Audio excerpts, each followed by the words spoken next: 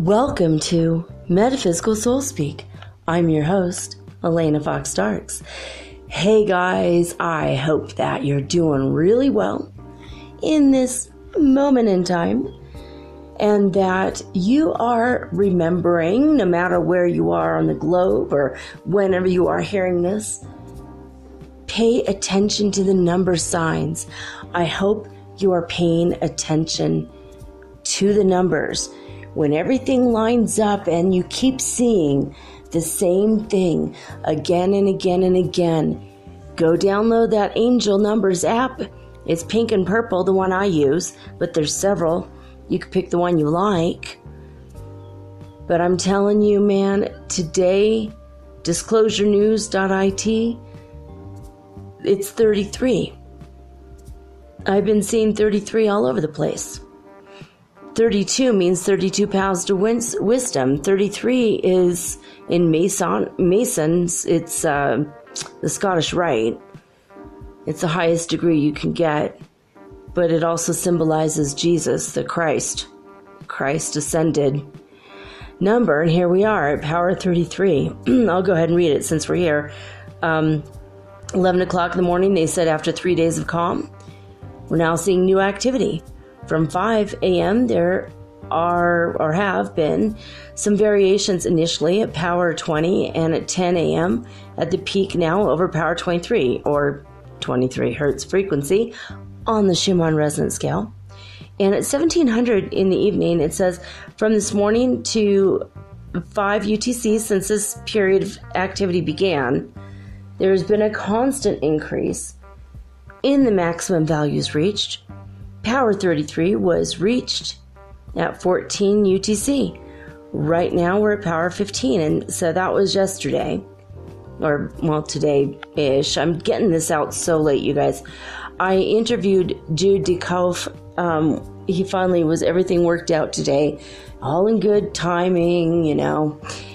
But we ended up talking for like 3 hours about everything, and while we were talking, he started channeling my aunt. I'm like, I didn't even know she had died.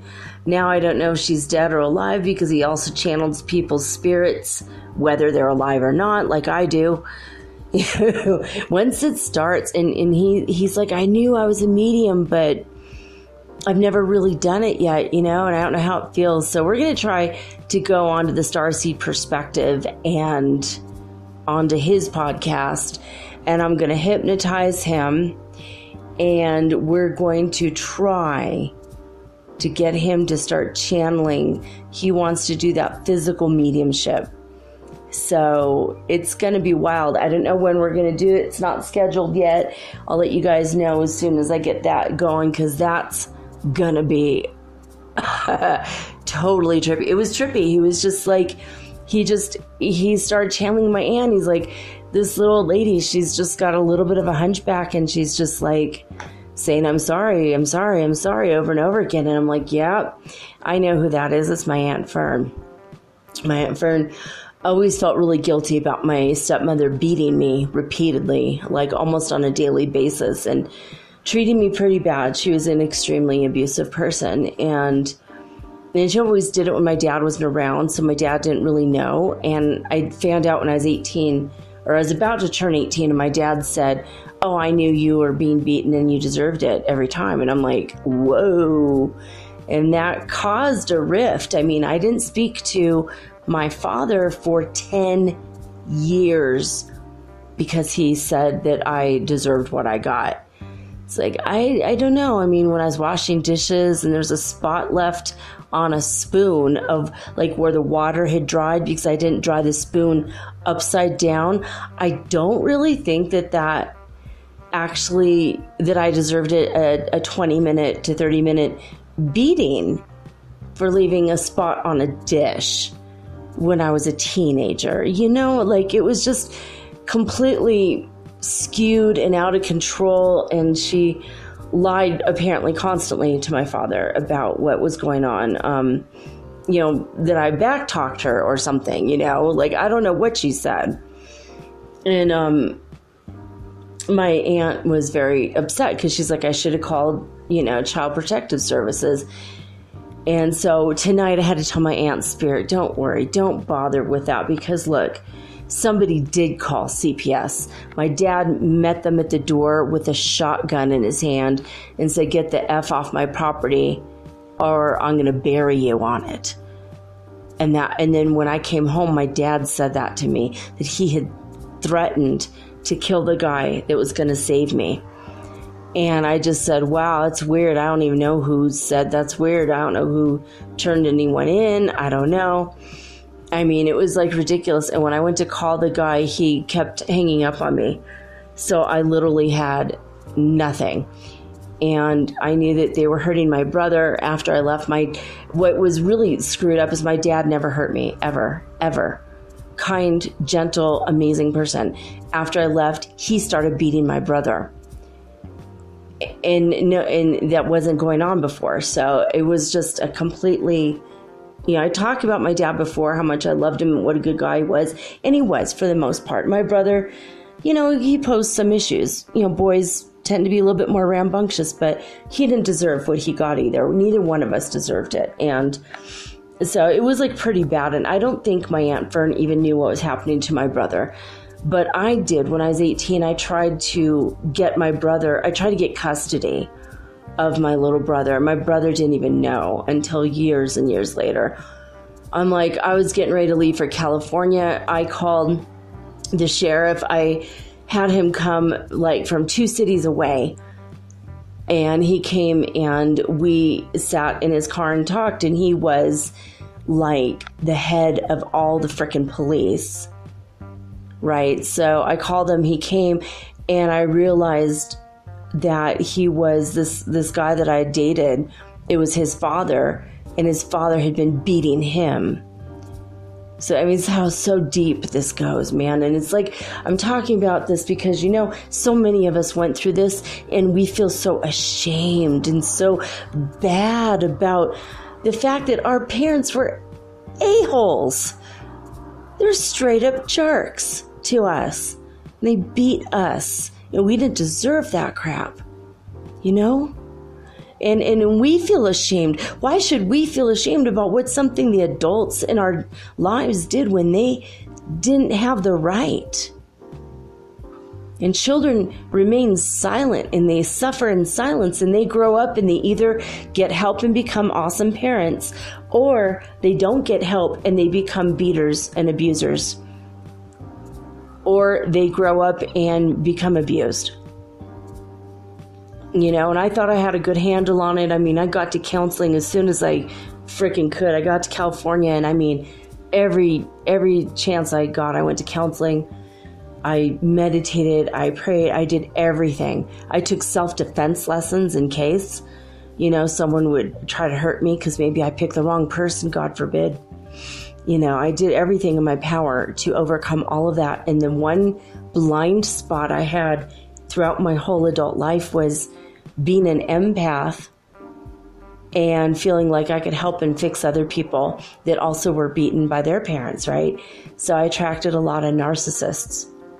And no more, I don't anymore. Now I know the signs. If you don't know the signs and you're like, damn, I think I'm with the narcissist too. He's like not really listening to my feelings, and he's not really responsive, or she's not really like there for me when I need, her to be. If you have someone in your life like that and you're kind of confused about, go back to and listen.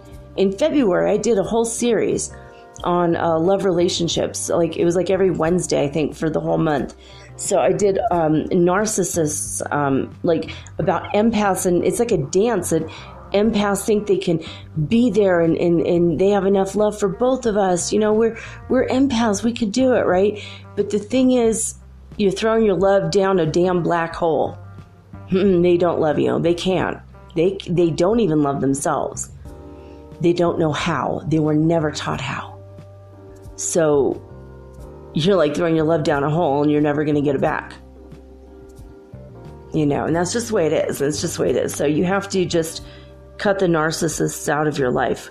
Pray for them. Love them at a distance. Like I do. I mean, I've got my ex in Peru that I still love him so much. But will I ever date him again? Oh, hell no. Hell no. Can't. I just can't do it. I can't do it. He was very non-responsive. On our anniversary, 3 months we've been together, I'm like, look what I got for you. And he came home at like 3 a.m. every day because he was the sound production engineer of one of the top clubs in a really good hoppin' part of Lima. And so sometimes I'd wait up for him. Sometimes he would just, I gave him his own key and he'd come in and cuddle with me at night. And he was good to me in a lot of ways. But like, he was weird about things. Like when it was our 3rd month anniversary, I had a cheese and bread and fruit and vegetable plate. And I had, I don't even know what I had. Something like, was it champagne or wine? Anyway, I had it all laid out and he was just like, I don't want any of that. Like I spent hours cutting things up all uniform and all perfect with the crackers and the bread and everything was perfect. And he was always hungry when he came home from working, working in the club, dancing in the club. Just, he would go to his house next door, take a shower and come out of my house and we'd cuddle all night. And that was like our routine. And so I surprised him with food. And a lot of times he would say, can you buy me a sandwich or have some Chinese food waiting for me? Chifa, which just means eat in Chinese. It's insane. All the restaurants that sell Chinese food in South America, they're called Chifa restaurants. So it's like basically eat restaurants. So he would always call me in advance or write me, hey, baby, please get me a turkey sandwich, go get me some pavo or, go get me whatever. And so this night I surprised him with something different. And he was just like, I don't really want that. I'm going to go to sleep now. And I was like, dude, what? It's our anniversary.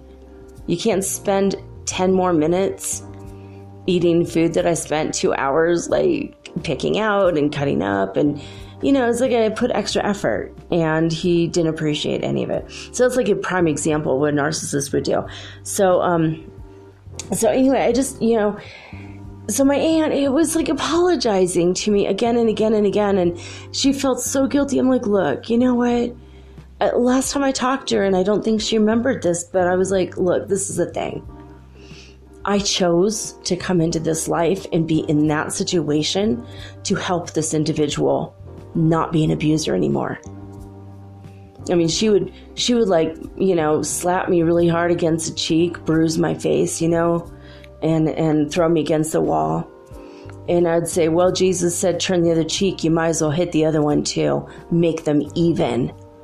I'm like daring her, and she would hit the other cheek and she just beat the crap out of me. And one time she picked me up by my hair and threw me into a sink. And I still have the bone fragment where part of my skull was chipped, but I wanted to stop her from being that person.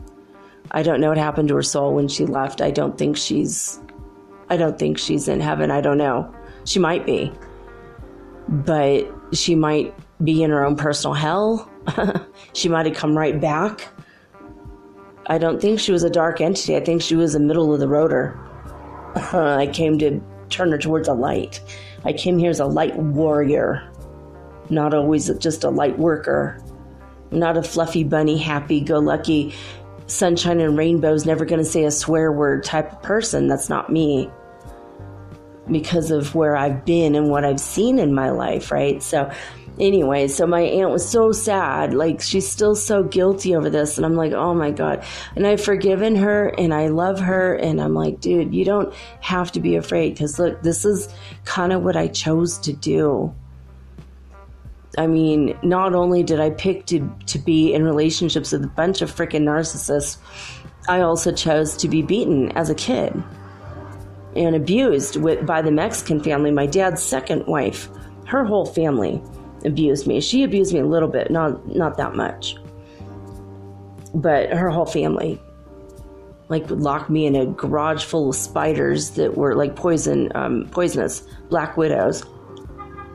And then they would just be talking Spanish, you know, on the other side of the door, and I'd be screaming and crying and pounding on the door. And then I saw a spider on the stairs. I was terrified. So I was like pounding on the door with the broom, and they're laughing their heads off, knowing that I was terrified. You know, I have PTSD. I don't like dark places. I keep my lights on at night. Even to this day, you know, it's like, it's really hard. I have to have a night light. I have to have a street light shining in the window. I have to have some kind of light. I'm like freaked out. I'm afraid of the spiders getting me, even now, you know. And it's just, you know, it's just, I have some lifelong PTSD issues as a direct result of having made this stupid ass choice of trying to turn abusers into non-abusers and trying to shine my light where in the places where it was dark on earth. But I did my best, and hey, you know, it's all you could do. It's all you could freaking do is just do your best. You keep on going and keep on trying, you know.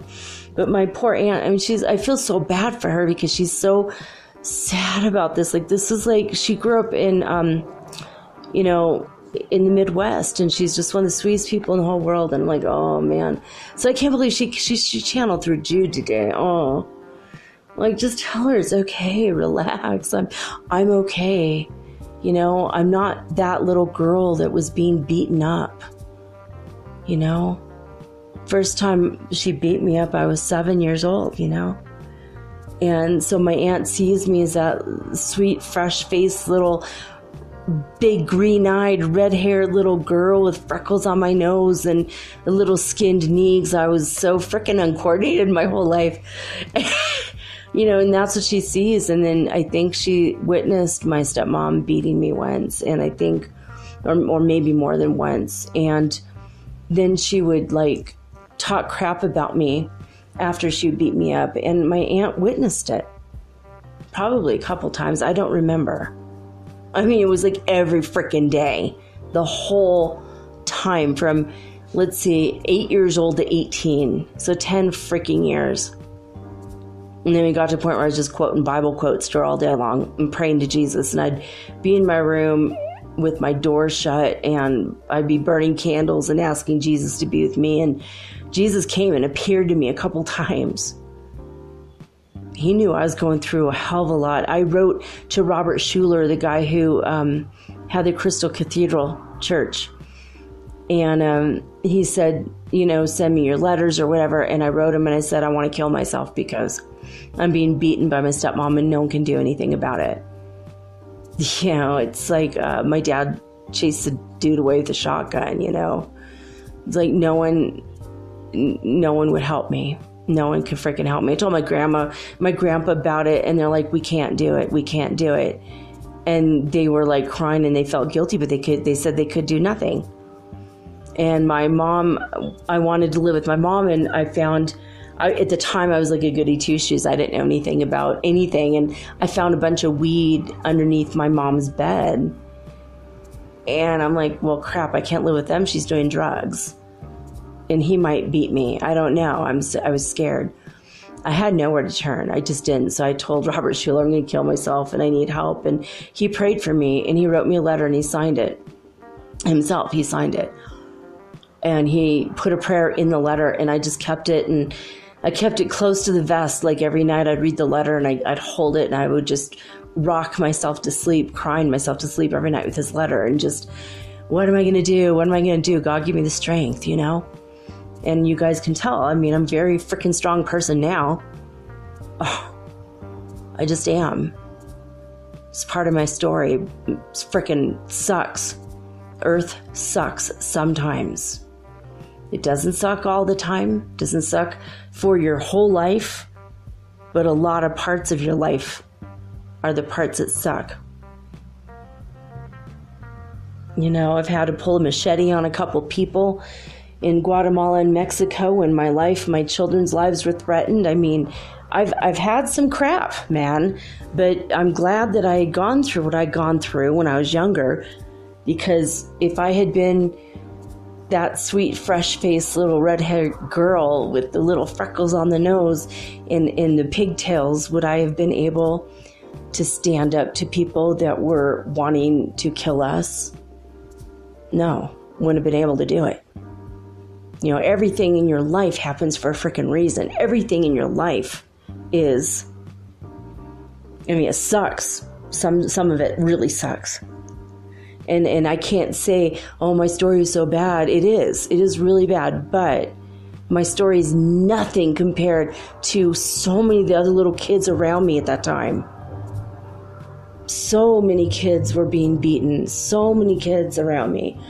It just blew my mind.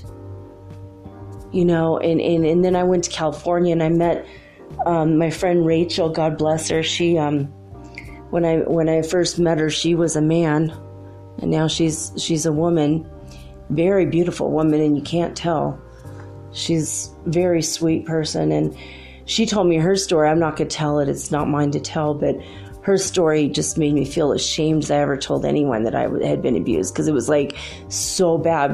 But I think that no one should feel ashamed of being abused, and no one should feel bad that happened to them, because it's not your fault. And in fact, you might have been a warrior coming here to stop that jerk from doing this to anyone else. And you were strong enough and brave enough, and you stepped into a life in which this was going to happen. It was in your soul contract and you knew it. Of course, you got here and forgot, and you're like, God, what's going on? You know, but then you get your low self-esteem and your depressive thoughts and your suicidal tendencies, and then you get your freaking thing where you have to have the light on at night and you can't sleep. I don't sleep all night usually. That, and plus I'm scared of dying in my sleep from asthma, because most asthmatics die between the hours of 3 and 5 a.m. So I'm always scared about that. It's irrational, maybe, but when on the days that my asthma is bad, I just, you know, and then I stay up late at night also. Now that I'm a mommy with teenagers, I always worry about my kids, constantly worry about my kids. Praying for my kids, ho'oponoponoing my night away most of the time. Except last night, it was a crying myself to sleep night, because it's always that way, you know. The anniversary of my husband's death, even though we were divorced, and it was a really crappy last couple years with him, but the first 11 years were wonderful. I mean, it was like a dream come true, wonderful. Like, I just literally met my Prince Charming. And it was incredible. And I think he was a narcissist the whole time, but he was always fighting against that part of his nature. Or he might have had bipolar. I don't know. I mean, it was like, maybe I just didn't see it, but I loved every second with him for like 11 years. But we were together 13 years, so that's kind of the problem at the end there. I mean, don't you guys kind of wish that, like, relationships could be like a loaf of bread and you could just, like, throw away the end? You know, like the first, like, you first open it up, like the first end is like kind of skinny, and it's like kind of thin. You're like, whatever. It's all right. You know, it's awkward. You know, the first part of the bread is awkward, just like your first date is awkward. You know, and then you kind of get into the second piece of bread. It's also a little bit awkward. Your second date's a little bit awkward. And you have this really long loaf of bread, and it's perfect. And then at the very end, it's another awkward piece. Holy crap, I just thought about that guy.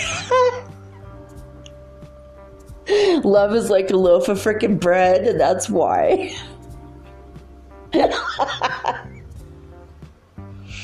And it's always widely varied, and there's so much to it. You know, you pull out one piece of bread and you put butter on that one. Then you have another piece of bread and that one has cream cheese or bologna or salami, or I mean, it's a grilled cheese, and it kind of fry it up and it, you know, add a little chipotle in there. It's a little bit more exciting.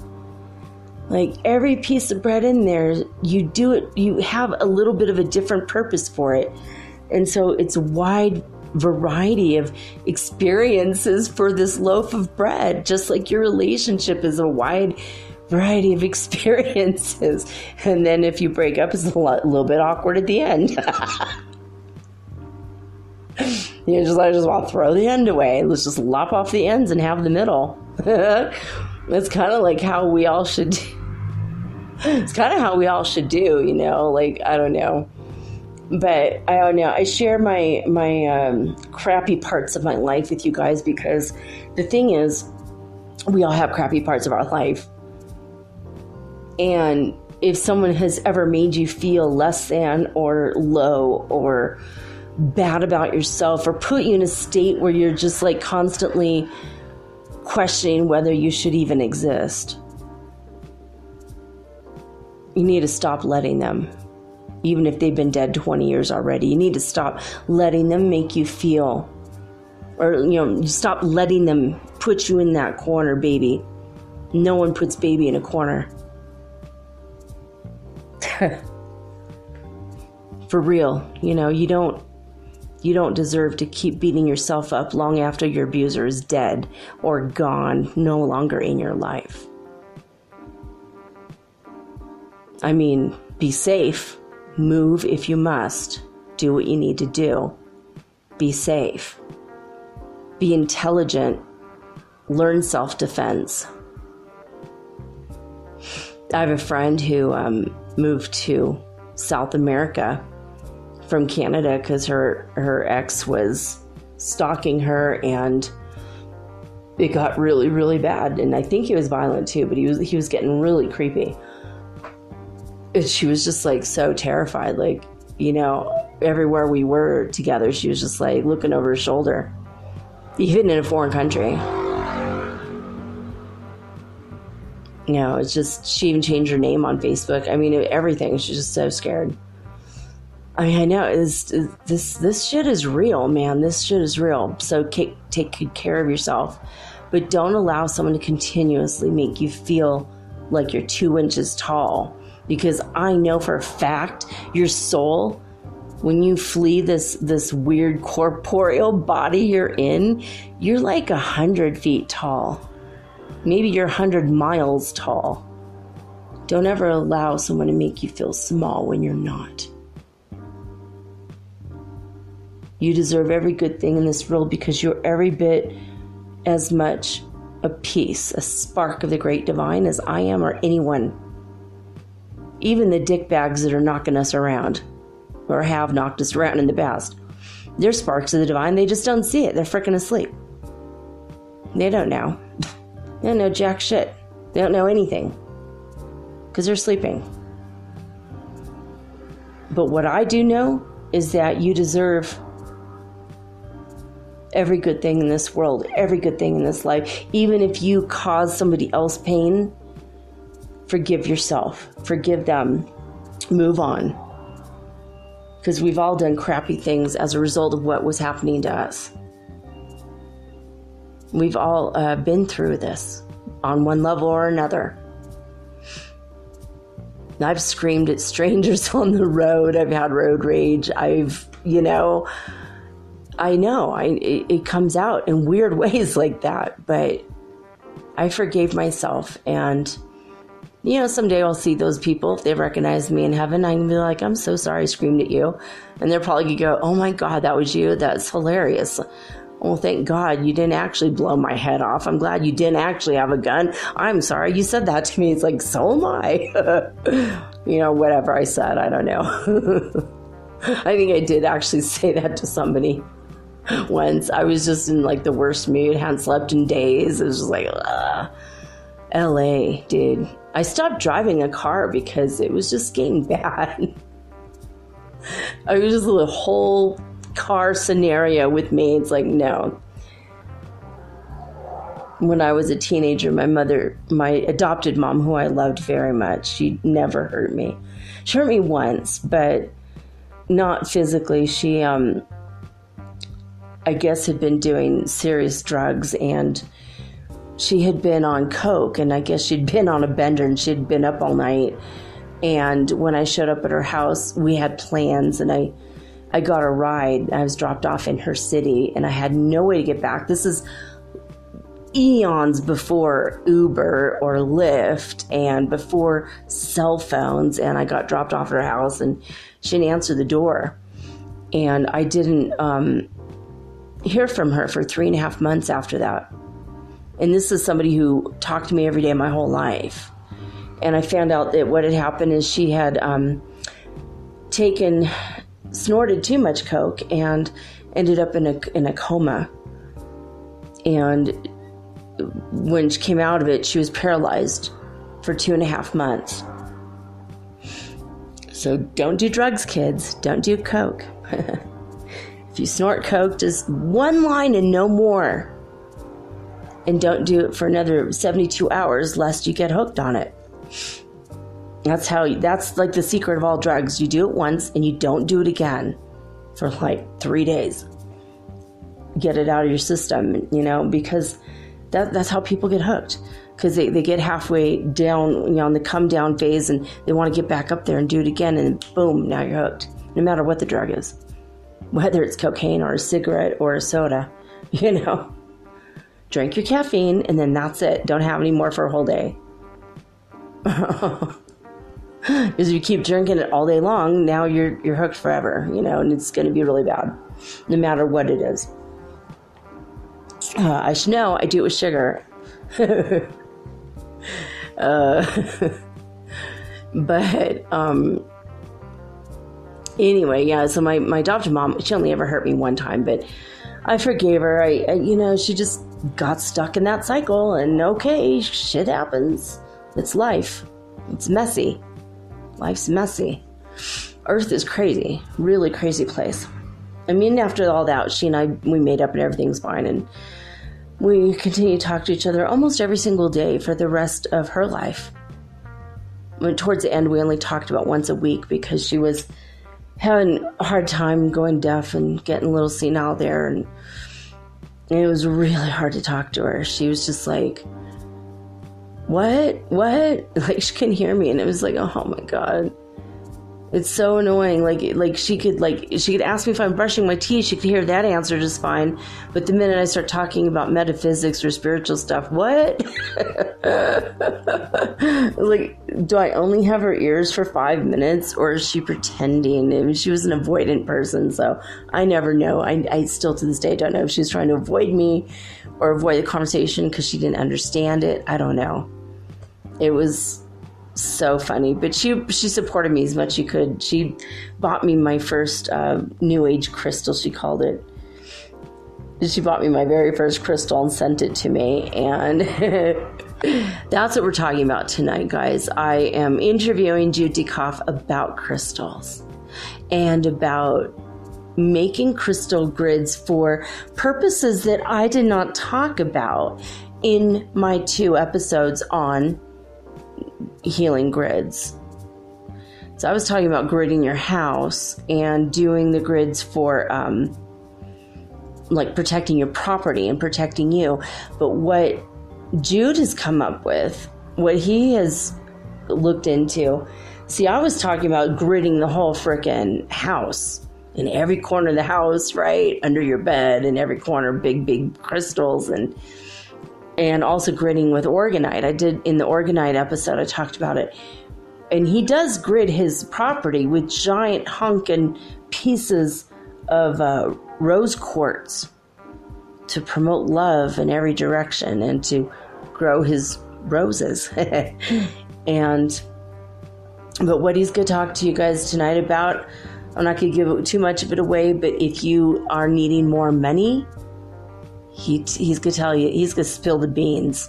And he's got a whopper of a story about that. And you think that's big, just wait till he tells you about the ETs. He only started on this like a month ago, and he's already gotten results with communication, with bringing the Fae folk into his life and his world, and now he's seeing them. And now suddenly, communication. And towards the end of this interview, because I did this first, towards the end of the interview, you guys, oh my God, this being that came in one of the crystals he's got, he's been trying to speak through him.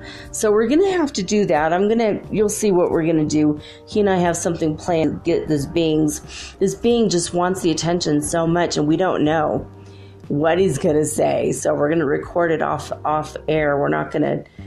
Can't do it live anyway, but we're going to record it, and if it's worthwhile, we'll put this out there and you guys will hear it. He was like grabbing his mouth while he was talking to me today. This being was like grabbing his mouth and trying to shove him to the side to get in his body to talk to me about something. And he kept saying these crazy words. I'm like, what are you saying? He's like, I don't know. This thing's trying to talk to you. And it's not even, like, how are you even going to understand him? I'm like, I don't know. We'll figure it out. But I mean, what is up with this?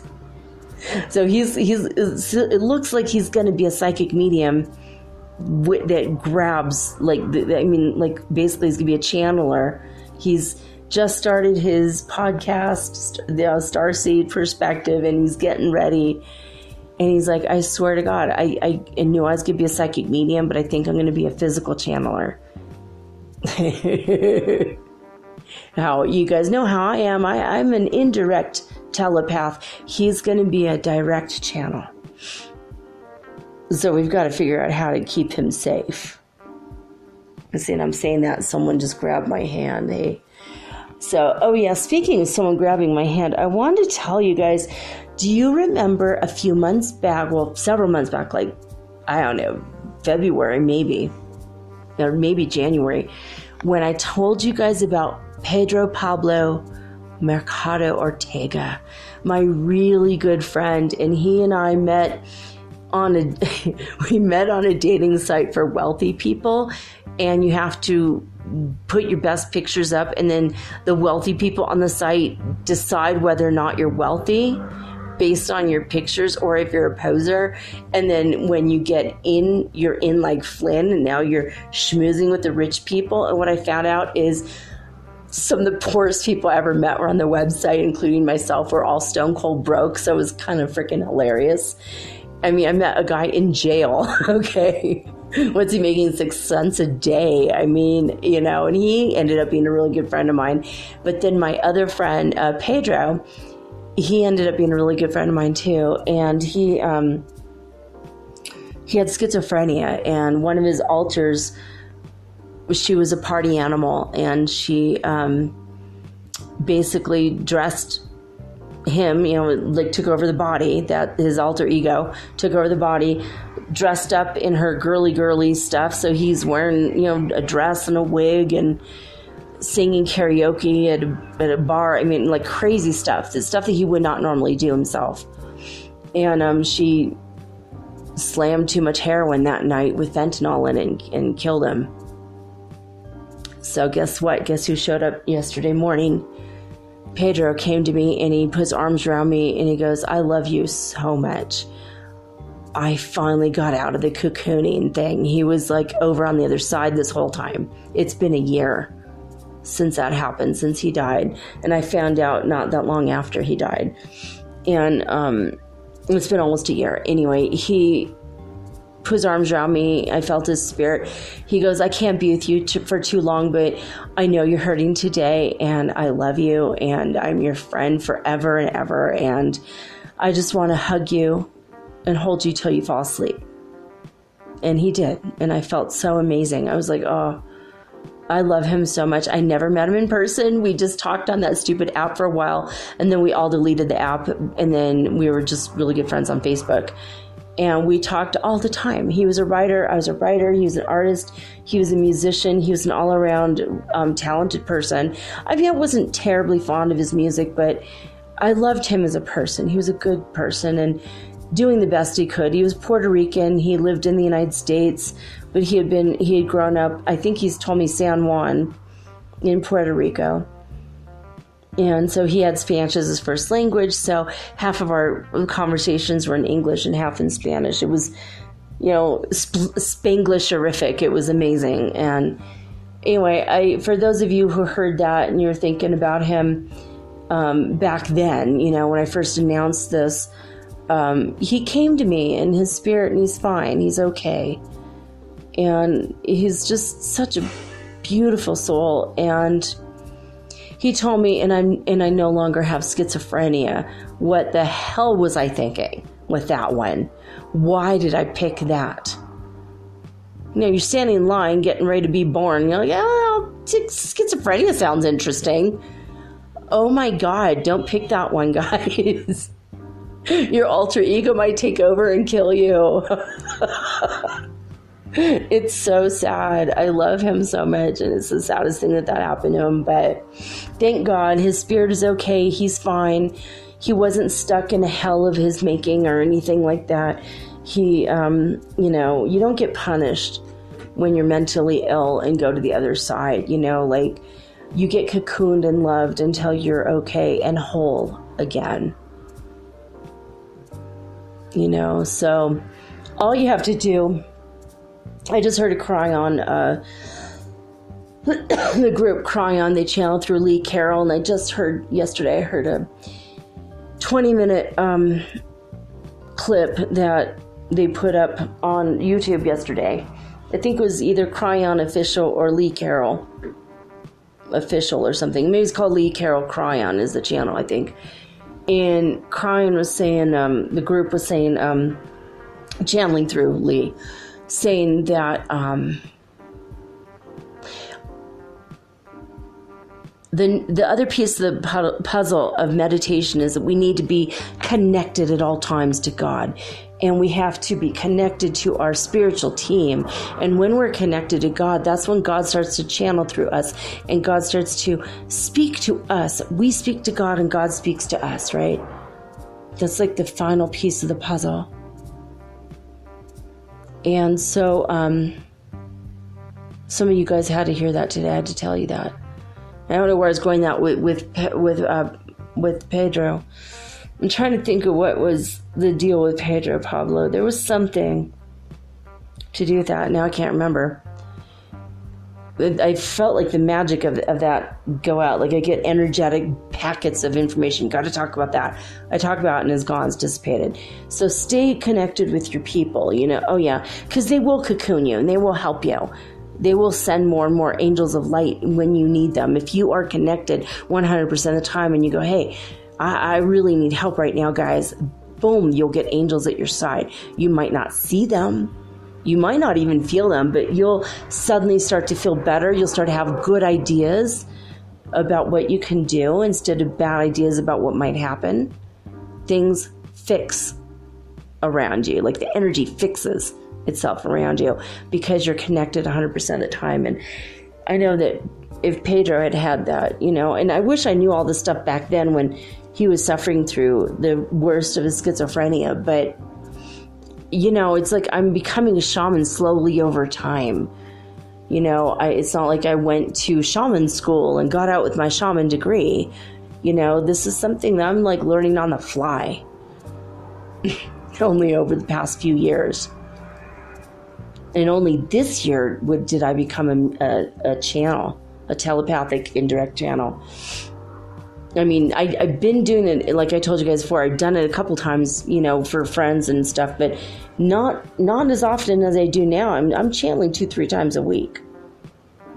I'm being visited by spirits. And thank God, Pedro was there right at that the worst day of the year is always the anniversary of my husband's death because he was the father to my kids.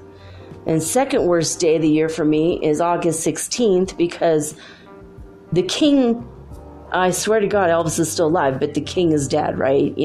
He died on August 16th right before my birthday. And it's like, that's always been a really crappy day for me too. It's always been a really crappy day for me. It's like, come on, right before my birthday every year now, and now in November, my oldest wrote me yesterday, and he said, it's like the crappiest month with the crappiest holiday with the grossest food. It's a month where my dad died. I hate this so much. Wake me up when November ends.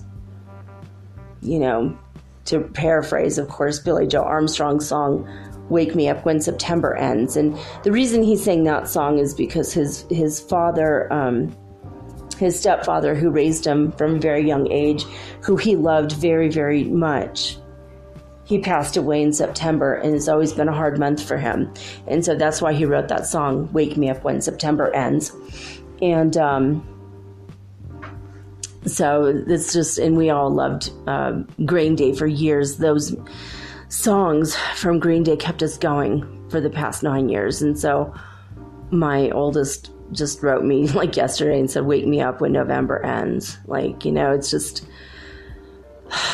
trying to make do. We're trying to get through it. And, yesterday was also the day that my friend told me, oh, by the way, I left town. I moved. It's like, I thought we were going to start dating, am I a moron here? Because I just felt like he strung me along, and then he just left without telling me anything, told me after he left and after he's in another city. It's like, oh, and by the way, I can't make our next date. Oh my God, dude, you didn't have to leave town to break up with me. We weren't really yet a couple. So, just yesterday's a really crappy day for me. But I was really happy to hear from Pedro's spirit. And we're all going to see everybody again. Everyone's coming back. We're going to see, when the aliens start landing here, you guys, oh my God, we are going to have the biggest parties. Because can you imagine the first time, a blue and green guy walks off a spaceship that's landed in your yard, and you look into his eyes and you're like, oh my God, that's like my long lost brother or my long lost lover, or he was my father in a past life, or my sister in a past life. It's going to be so crazy. We're just going to be like, oh my God, we're not just humans on a rock floating through space where no one else exists. We're not alone like we thought we are. We moved up to the 5th dimension and we found our family. This is going to be a massive galactic family reunion. And I just feel it's a couple years away, 2 years. 1.5 to 2 years minimum, but 3 years max. I think it's coming though. It's definitely coming. I'm so excited. It's going to be like, what? Someday we're going to have bars like the cantina scene in Star Wars. It's going to be incredible. All right, let's do it. We're going to go now. Guess what? Heartmath.org. Finally, they're working after 4 days of zero. Sorry, this data is unavailable. But guess what? They're available. And I wanted to let you know at 6 o'clock in the evening on November 20th, 560 was where Hulului.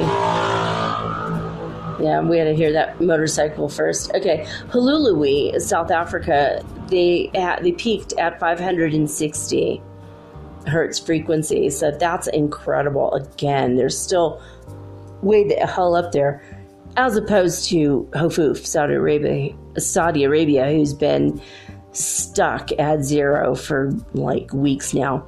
All right, so let's start at midnight. California started off at 68 Hertz frequency at midnight. By 5 a.m. they were at 61, so not much of a massive change there, right? It just went down by 7. Hofuf, Saudi Arabia, 0, flatlining all the way across. Lithuania, 142 Hertz frequency at midnight, and they went down to 132 by 5 a.m. Someone is touching my head. Hey. I don't know. Is it Pedro? Is that you? No. Is there a spirit that needs to go cross over? No. Do I have my angel with me? Is there anyone else here? You guys, there's someone here. Who? Fairy folk, I love you guys. Duende, are you in my room now? The fairies are here with me too. Hi guys, love you guys. There's aliens here. ETs, I'm sorry. They're like, we're so excited about the reunion. Oh my god, the Andromedans? No, Arcturians. Hi! Hey guys, I haven't seen you guys in a while. They're like, I feel them. I put my arm out, I feel the energy, and they're just like, whoo, high vibe, man.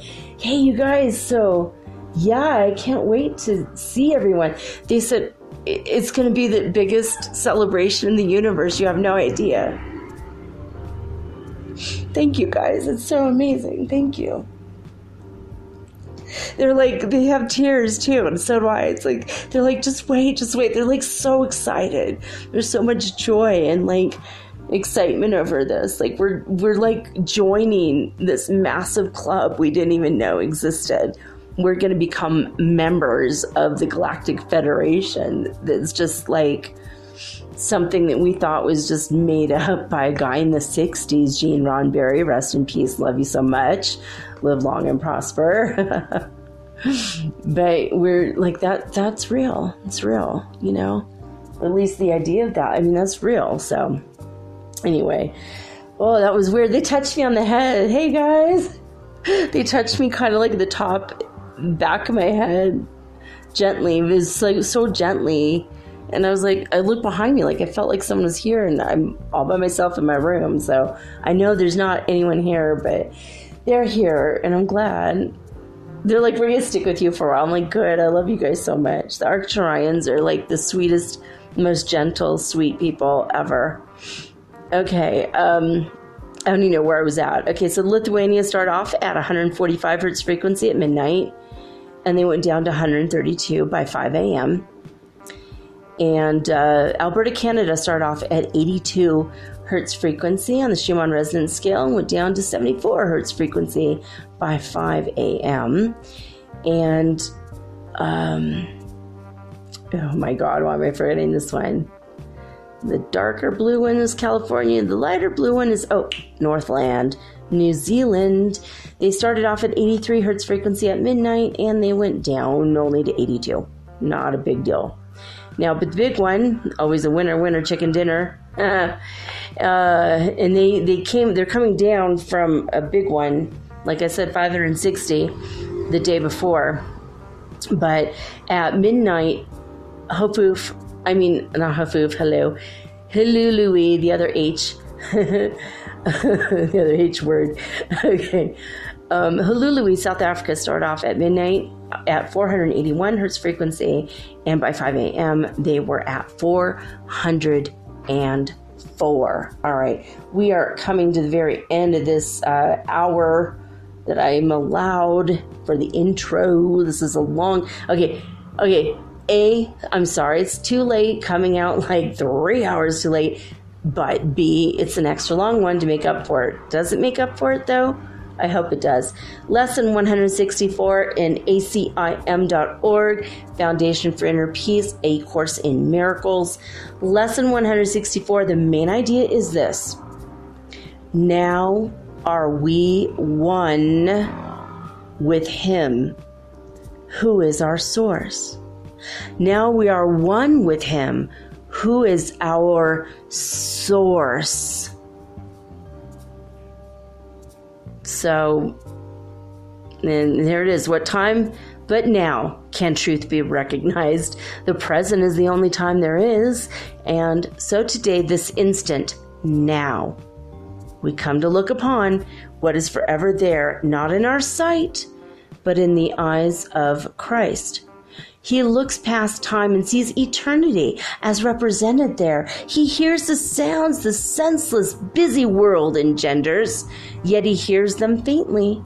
For beyond them, all he hears, the song of heaven and the voice of God, more clear, more meaningful, more near. And yeah, so right when I was reading that, they touched my head again. Gave me chills. So again, the main idea for the day is, now are we one O-N-E, one. Now are we one with him, who is our source. Now this, if you want to read this lesson, go to acim.org. A Course in Miracles is found on many, many different apps for free. So you could download an app and on the go, just read these when you're sitting in traffic or waiting in line at the bank, or God forbid, the portal to hell, otherwise known as a DMV.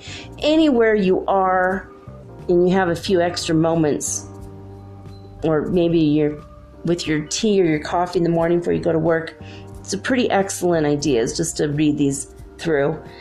You could start them in January, why not? It's 365 lessons for 365 days. You could get through this whole thing and start having miracles appear in your life after a whole year. Actually, after just a few months, actually. Miracles start coming faster and faster. And the faster they will come, the more we go deep, deep, deep into this, the fifth dimension, to which we have already ascended. Let go of those 3D ideas about yourself, babe, because you are a master in training. You are in MIT, master in training, get it? You're getting there. I'm getting there. We're all getting there together. So, all right, I'm going to take a quick break, and when we come back, we are going to hear about gridding for ET communication and abundance and quite a bit more with my near twin flame, the founder and creator of Starseed Perspective, Jude DeCoff, right after this message.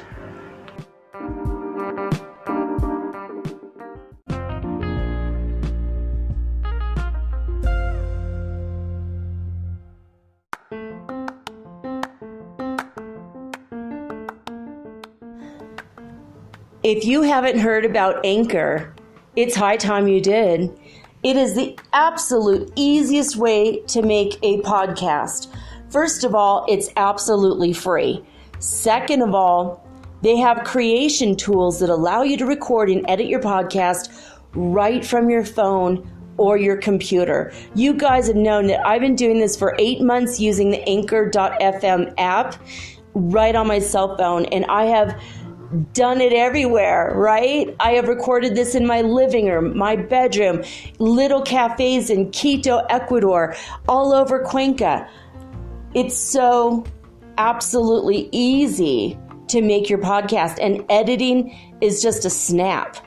Anchor also will distribute your podcast for you, and it took me about 2.5 months to become syndicated, and now I'm available on Spotify, Apple Podcast, and many more, and so can you. You can make money from your podcast also, and there's no minimum requirement. You get paid from your very first listener.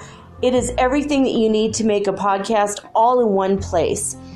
So please, if you are interested in making a podcast of your very own, do not hesitate to start with Anchor. Download the free Anchor app or go to anchor.fm to get started today.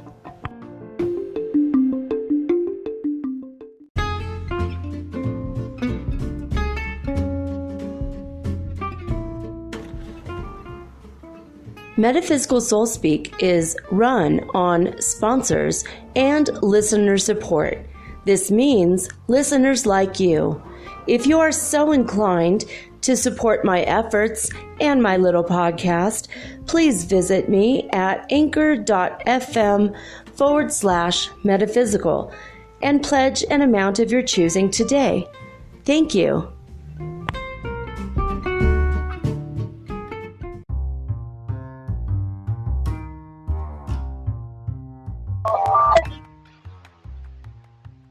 Hello. Are you there now finally? Oh my God. I was buying another crystal, of course. Sorry.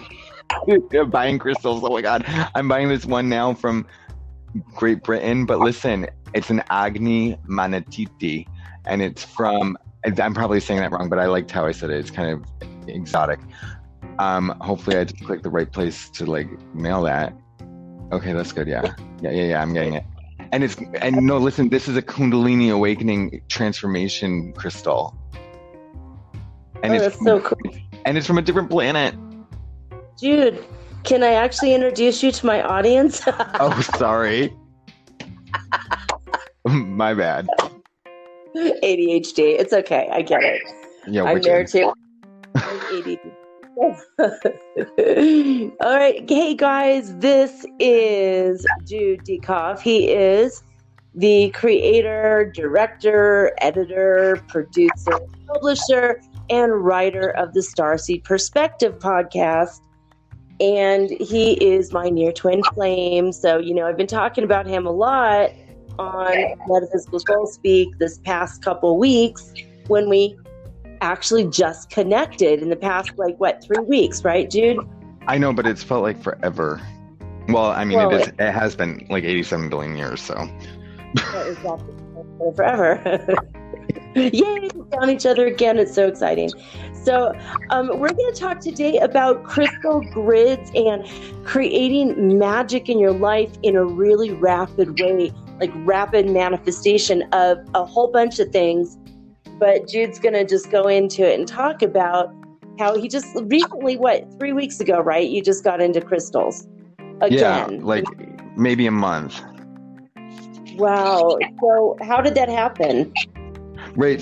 So what, I mean, I was like, I probably said this on the other show. I was like asleep for 12 years doing government contract work. So like it really took up my brain and my life basically. So I was only using music as an outlet. So I was like doing astrology and I was getting back into it a little bit. I'm like, oh, I've seen my astrology a million times. Like, I don't know what I'm going to look at, but I was bored at work and I was tired of doing 150% when everyone else around me was just yelling at me and not doing it. And anyway, that's work. And I brought crystals to work and I transformed my work area too. So I'll tell you about that. But so I did my starseed astrology, found out, like I found a new version of astrology basically, and it uses the fixed stars to find out what planets you're from. And it's the woman, the Aspen Rain is the woman, and it's the Starseed Compass. And she'll do a reading for you for $10, like where she'll identify them for you, or you can buy her book for $22. It's really cost effective, and then you can understand a little bit more about the astrology side to maybe find out for yourself what planets you're from. And then and it's Starseed Compass has .com as well. I got that, and then I was like, okay, Arcturus. And I found out that I was from Arcturus because I paid her for the reading. It was only $10. And she's like, yeah, you've been in Pleiades, you've been in Sirius, and you've been in Arcturus. And I was like, okay, so what does that mean? Like basically when I helped you find out your planets and your stars, and you were like, well, what does that mean? Exactly. That's what I was like. So I started researching it, and I was like, okay, Arcturus is like 87 billion years old. Like what? Like, okay. And then I saw this Mayan map that had Arcturus on it, on the interstellar dimensional map. And I'm like, and then I saw how like the Earth was the crystalline Earth. And I was like, oh, crystals. Okay. Sure. I'm actually recalling, like, that's exactly what happened too. It's like, I saw the Earth and it was like, you see the rainbow around the Earth. And like, when I had my out of body experience, I saw the rainbow around the Earth, and I'm like, okay, so I'm connecting it. And the neurons started firing. I'm like, oh my God, fairies are real. Like everything like kind of snapped back. And I'm like, I'm miserable. Like I hate my life right now. Like right. I hate myself. I hate this job. I don't want to be here. I don't want to do this. I don't want to defend myself. I don't want to be disrespected. I don't want to deal with money. Like I was over it. And it turned out like it was an ascension flu symptom. And like I was waking back up to that aspect of things. But then I was like, crystals. Okay, so like out of all the tools on this planet, what was here before us? Crystals. Right, of course. Exactly. What regulated the planet to allow, what terraformed the planet to allow, I mean, God, obviously, but naturally, scientifically proven what terraformed the planet for us to be here, crystals of water. So it's like, which is Emoto, and it goes into that, and we're crystals. And then I was like, okay, so like, this is real. Like I started doing some meditations on binaural beats and isochronic tones and started actually seeing things like, and not like ever before. So obviously like my Kundalini awoke and something inside me burnt the fire, and I started ordering, like, you know how you go on those binge orders, the ADD binge orders, you've been up for 2 days, you start seeing things and you start getting psychic messages because like the oracles in Delphi would stay up and sniff, and then they would get all the messages because you pinch the veil is what I call. And then, but sometimes what also happens is you spend all your money.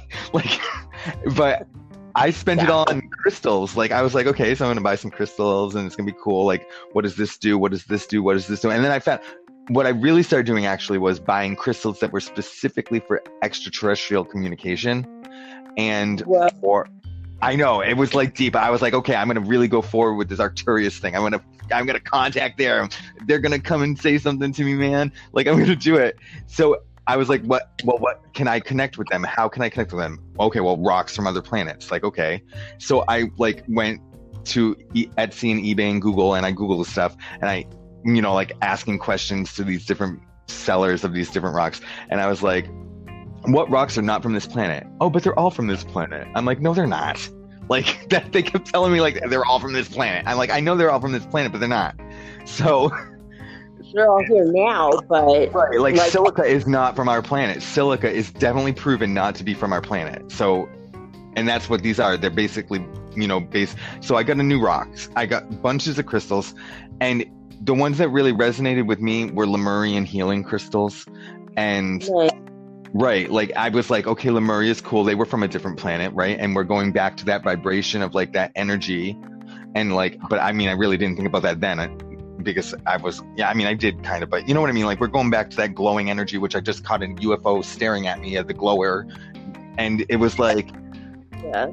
Okay, so I got crystals, but then I got the crystal in eBay in the mail, right? I got 2 Lemurian healing crystals, and I got a geode of Celestine, which is to help connect to angelic realms if you want to do some angel healing, also higher self, but also extraterrestrial communication. And it's a big geode, like it's big, like it weighs 3.5 pounds.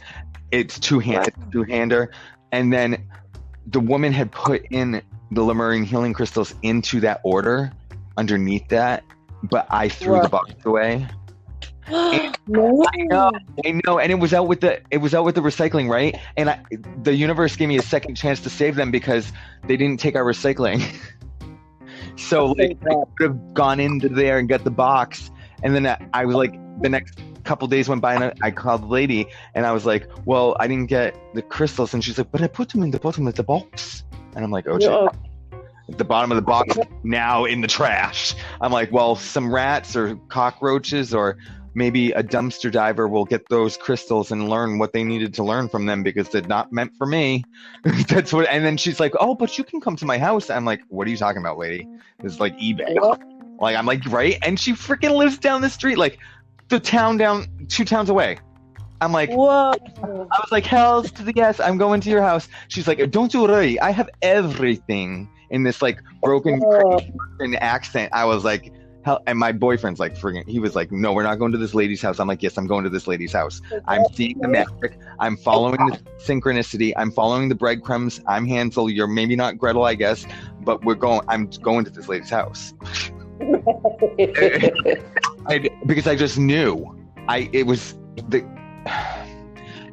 wasn't even psychic either. It was like life, like Mother Earth, like everything just was at a standstill. My life was horrible. Yeah.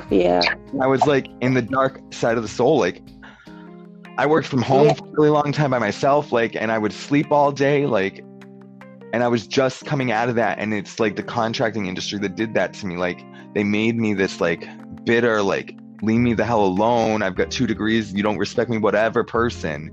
And like, this world beats you down into submission. And it's like, I'm not going to submit anymore. Like, and the crystals helped me with that. Like, I was just feeling so low, and like, they made me happy again. Like, I went to this woman's house and she's like, oh, but you lost them, but look at all this. And I ended up friggin' getting a huge amethyst geode that cost $325. Like, I overspent like money that I shouldn't have. But honestly, crystals are really like a soul personal development thing. And it's really an investment because they can do so much. It's like, these were the only tools that were here. This is what Gaia is giving us to work with her to not destroy the friggin' planet, man. Like, right. And that's what the grids do. Like, so I got a couple more Lemurian crystals from her, and like a huge amethyst geode. Spent $284, like, which wasn't really that much for that geode, honestly, because it's huge. It's a cave of amethyst, and it's from Brazil, and it's not treated, so it's honest amethyst is what I kind of call it. But and then I went to a couple other shops and got a huge thing of labradorite, and then I started like looking into like, you know, crystal, not magic necessarily, but because I have books, I have bunches of books, and I was like, okay, well, whatever. And then I saw the books from Melody, and then I was like, oh, and I saw these things about grids, and I'm like, okay, well, I've got some crystals from like when I was 13, and I've got some of these, and then what I did was I bought obelisks because they have the points on them, and I've been using obelisks in different formations, like well, I mean, I can tell you, did you want me to tell them about how the information is inside these Lemurian crystals, and like how there's a little thing on it, like a USB drive that you click with your thumb? Just really briefly. This is what like opened everything. I mean, I put up those crystal grids, and I'll tell you all about the 3 different grids and what they did just in a second, because I actually met you first. Because like I was at that other psychic that I had met, and at the crystal shop at that guy's friend's house of that psychic, and they like blocked me and like overcharged me for a bunch of crystals that like 12 crystals cost me like $290 there, and they were tiny little ones, like 7 amethyst points and some fluorite points. But it's cool, whatever. I mean, they were just in my path for that reason. I just needed to get those crystals from her. Cool, bye, see ya. You don't need me, I don't need you. I mean, even though we both need each other, because everyone is a student and everyone is a teacher, and you refuse to learn, but that's okay. You'll learn eventually. Anyway, so that happened. So that happened. I discriminated again, but then I got the crystals, set up the grids, and then I found in my crystal grid research that you use sacred geometry shapes, and you put the crystals in pinpoints on the shapes, and you use the different shapes that have meaning. Like, you know, like Metatron's cube is for chakra and energy clearing and balancing. So you put the crystals on the grid where they're pinpoints. It's kind of like a mandala, but they have points on them.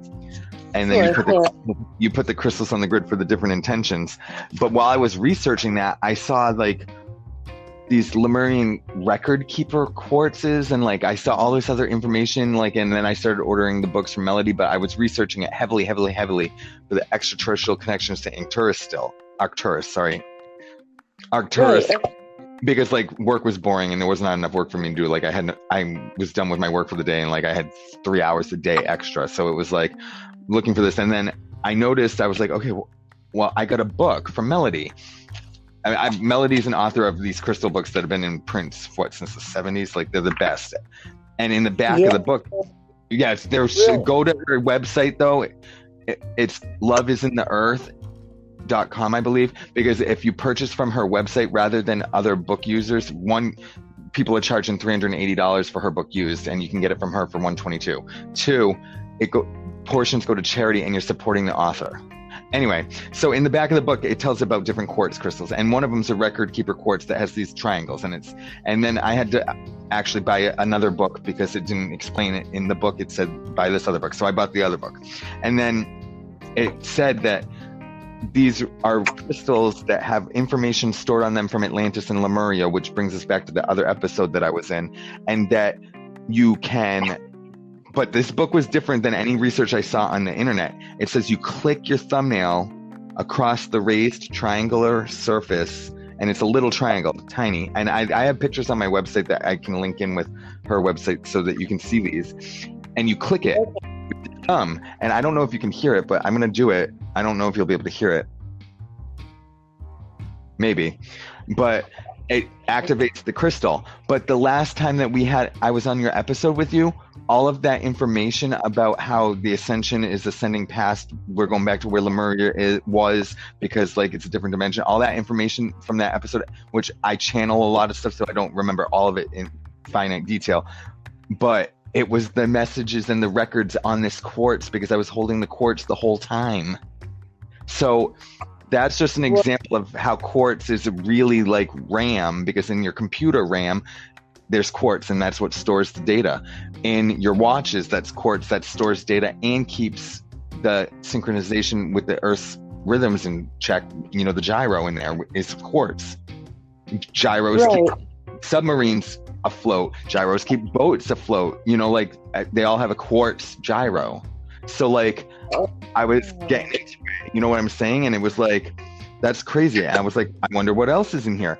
And then I looked at this other crystal that I had gotten from that woman for only $10. Like, and that's another thing. It's Amethyst Cove on eBay. Amethyst Cove. And her prices are as if you're at a mineral trade show. Like, she doesn't take advantage of people. She knows all the spiritual qualities of them. And I asked her, I was like, how can you live in this house, like, with all these crystals? Like, she literally has 92 billion specimens. It's trays upon trays upon trays. She has kunzite ones. She has fairy quartz. Anything you could ever possibly want. Amethyst Cove online. Email her, and she has it. All moldavite selection. She has, well, I don't want to give this because I want to go there and check out her Lemurian crystal stock before other people buy it, but she has 50 to 100 Lemurian crystals.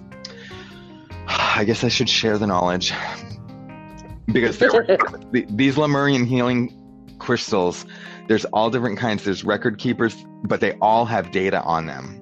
They all do. But they're meant for different things. Like, I have another one, and I'll link the pictures over so you can put them on your site. And this other one, it's a time travel crystal, and like, it has, the way you tell that, it has facets on either side. But I thought maybe like someone had faceted it because it looks too faceted, because it also has like something called a keyhole, and it's got the triangles. So it's like all of them in one. So I'm like, I don't know. It was a little bit questioning, but the energy of the crystal was great. Like, it's high vibes from the fifth dimension. No.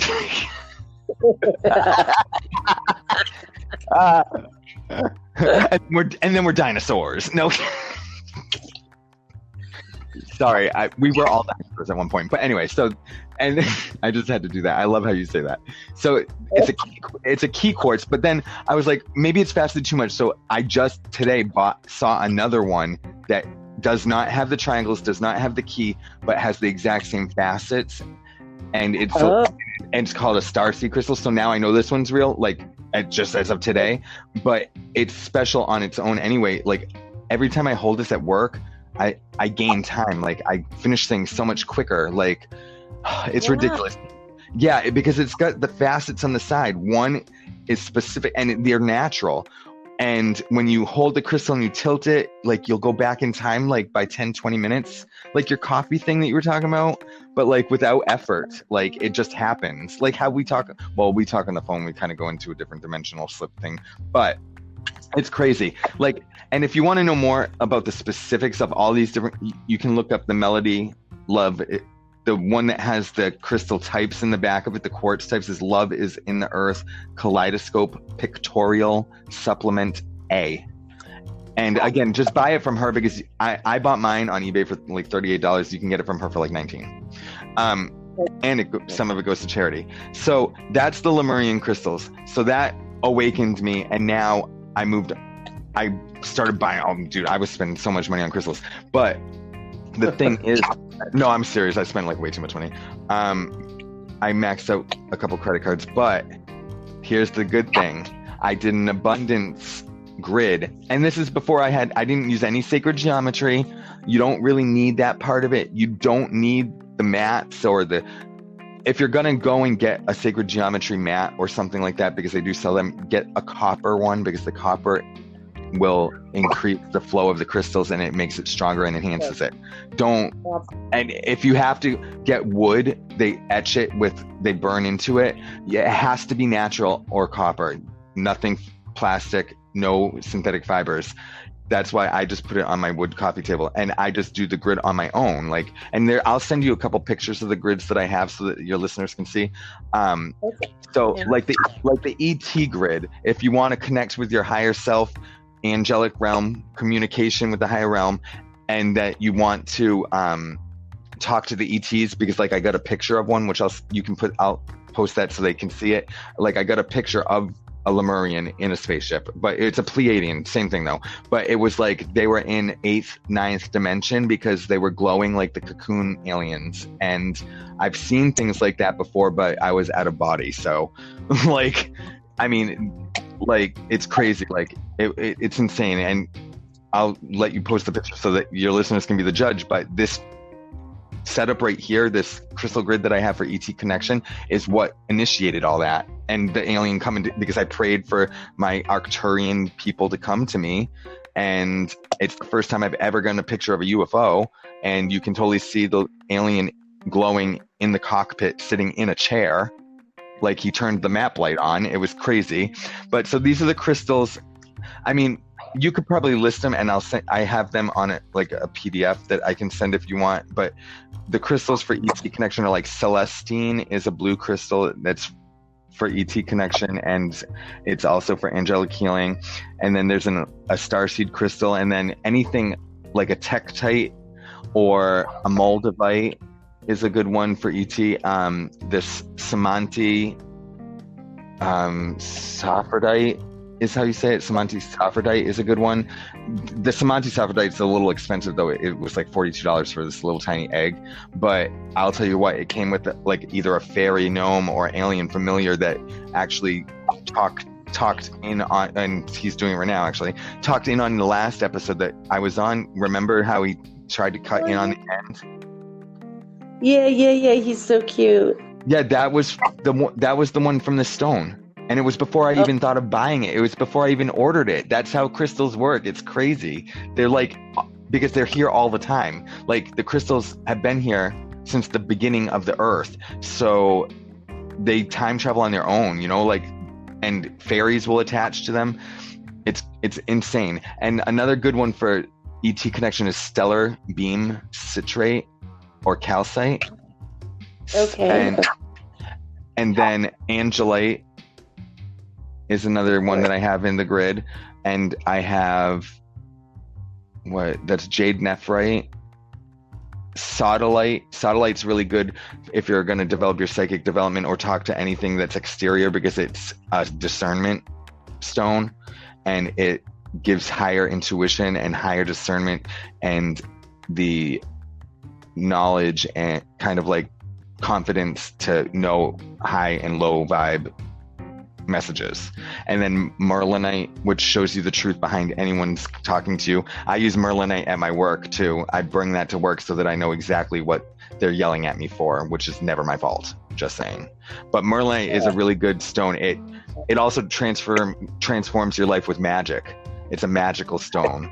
But one of the main things, I mean, it increases your intuition tenfold. I carry that one in my pocket. And then I have this huge 130 gram Lemurian crystal, and it was $149. But like I said, I spent a lot of money. But those Lemurian, the yellow gold, they're called golden Lemurian healer crystals. And she's got a bunch of them. She's got a bunch, but you have the golden healer Lemurian crystals. Those, but see, she doesn't know which ones are record keepers or whatever. She doesn't know about that, and it's best not to tell her about that or have her look for that, and just either look on her postings on the windows, because I don't, you know, like people are charging, like for this one that I paid $149 for, you're charging like $692 for something smaller than what I got. So she's really, you know, she's really good price. She's fair, and she's of light for sure, but I don't know if she's awake, you know. I mean, because that's why I asked her. I was like, how do you live in here with all these crystals? Because it's like her house is on a different vibrational. She's definitely in the 5th dimension, even if she don't know it, because of the crystals. Right. Like that's how many crystals are at this house. So that's the communication one, and that will work for spirit guides, connecting to your higher self, discernment, like with pendulum. My pendulum works on top of that grid. And what you do, you have to get a laser wand. It's called a Diamante quartz laser wand. And actually she has, the Amethyst Cove lady has Lemurian healer Diamante crystal laser wands. So you see the properties of crystals can stack. So I've got a Lemurian golden healer Diamante crystal laser wand, and it's double terminated with a wizard top, which is just another kind of crystal, which is again at the back of that book. The wizard top just means that it has a double termination at the tip, a little baby, and then and this actually has the Eye of Isis, which is a very favorable. Oh wow, no wonder the energy on this is really good.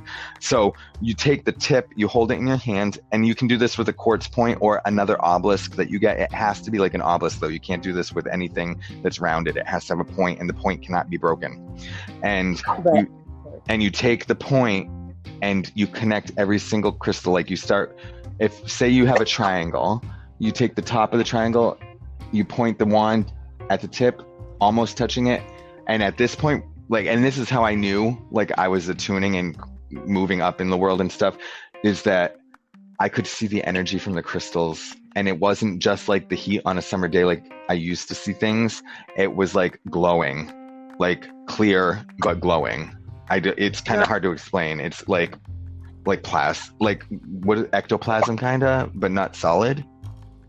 Sure. Okay. And so you connect, you take, if you can see the strand or not, it doesn't matter. It's there. Crystals do what they're supposed to do because they're frequencies. And because the Mother Earth is still working with herself. I mean, these are her bones. So you take the points, you go 1 to 1, like 1 1 1 1 1 1 1 1 1 1 1 1 1 1 1. Like this grid has 1 2 3 4 5 6 7 8 9 10 11 12 13 14 15 16 17 18 19 20 crystals in it. So it takes a minute because you have to connect every single crystal with every other crystal. You mean you have to like touch the point to the next one? You don't touch it because you don't want to break it. You just take the energy and pull it out of it and then touch the other point. Right, you come like within centimeters of touching it. You don't want to break the points though. And they don't necessarily all have to be obelisks. I chose all obelisks. They tend to be a little bit more expensive. You can find cheaper ones on Etsy, like shorter ones. It doesn't matter what height they are. If you can get obelisks, you want obelisks because of the point. Even if they're ground in and not natural points, if the crystal's not, you don't want heat treated crystals, you want natural crystals, but they can be polished and faceted. That's fine. That doesn't change it too much. It speeds up the energy of a lot of crystals, but it doesn't alter the frequency too much. But when you start color treating and heat treating, you don't want that. Because those chemicals. So you connect them, and then every day I sage around it and go, God, Goddess, Force above, please bless this crystal grid with love. That's kind of what I do, and I just chant it a little bit to clear the energy, not clear the energy of the crystals, but to make sure it's, appropriate around it. You can use black salt around it if you want. You don't have to. And then the other crystal grids I have one for psychic development. That crystal grid has labradorite, sodalite, moonstone. It's got nice. merlinite. Yeah, I went ape crazy. I was like buying a lot of crystals. But they transform your life. Like, it's ridiculous. Yeah. They're not just decorations. Like this ET grid, I leave up from when I do my podcast so that I have, discernment and also a line of communication to the other side, because I am a medium, but it's like I've been basically psychic, really psychic, all the clairs, and not so much medium. And now I'm kind of transforming, so I don't have to use divination tools and everything. But Right. Yeah, crystals aren't really tools. I mean, they are tools, but they're like little batteries, and they go no matter what, they're going. And it's like, if you don't intend to do this and you don't intend to put your crystals in a grid and they're just laying on the table somewhere, even if you put them out in the full moon and I rinse them with salt, if you don't have intention into what they're doing, they're not doing anything. They will vibrate at the frequency that they are, and the metaphysical properties of what they do, like quartz clears negativity, tourmaline blocks negativity. They'll do those things because that's what they are. That's their job. That's what they are. That's what the earth uses them for. That's their definition. That's their label. That's what they do. They vibrate at that frequency. But when you put them together and you have intention, they do magic. Like the abundance grid I had green aventurine, and one of those green aventurines I've had since I was 13. And it's an obelisk. I got 2 more from somewhere, and then I've got like green fluorite. Like really, it was expensive, but green fluorite seems to work. And you can have a little bit of purple in it, but the purple fluorite, if you have purple and green, then that's psychic development.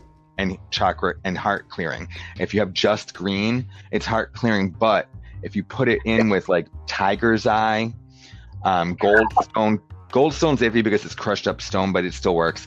Blue goldstone's iffy too because again it's crushed up stones, but it still works because of the sparkle, and it attracts fairies, which also help the energy of the crystal grids.